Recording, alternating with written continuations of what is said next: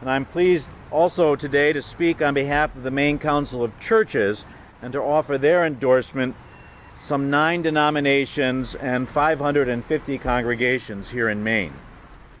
It's fitting that we're offering our support this week as our nation celebrates Labor Day to honor the contributions of millions of workers that have made our country strong and prosperous.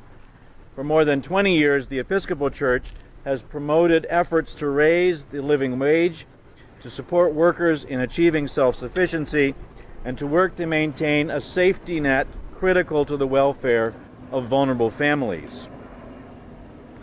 Like many Mainers, I'm concerned about the decades of growing wage inequality, and how it compromises the dignity of every human being. Working people have been losing ground in this country since the 1970s. More than 180,000 working people in Maine will benefit from this first raise in the minimum wage since 2009. 90% of them over the age of 20 and many over the age of 55. The primary beneficiaries, as you've already heard, will be working women, many of them single parents, as well as the parents of 63,000 Maine children.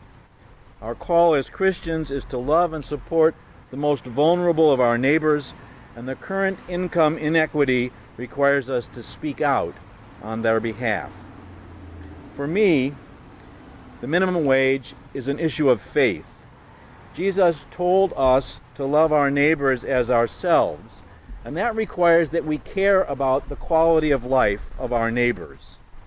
At our annual convention in October, the Episcopal Church in Maine will consider for itself a proposal to set the minimum wage at $12 per hour for our lay employees, with the intention of moving to $15 per hour by 2020. Churches across Maine, from Dover-Foxcroft to Portland, support this measure, and we're taking our quest for economic justice to the pews, and we're hopeful that our members and all Maine people will support this position. I'm very proud to be standing with this group, standing with many Mainers supporting Question 4. As more small business coalitions and individuals support the increase in the minimum wage, I hope that business communities will recognize that this is beneficial to the whole economy in the long term.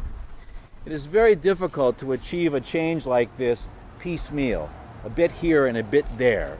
It makes a whole lot more sense to adjust the whole structure of the economy and do it together. This measured, incremental approach to achieving a moral economy will help all our citizens across the state. An economy where all work is justly valued benefits Maine and the country beyond. I hope that you too will support Question 4, and I thank you for joining us here this afternoon.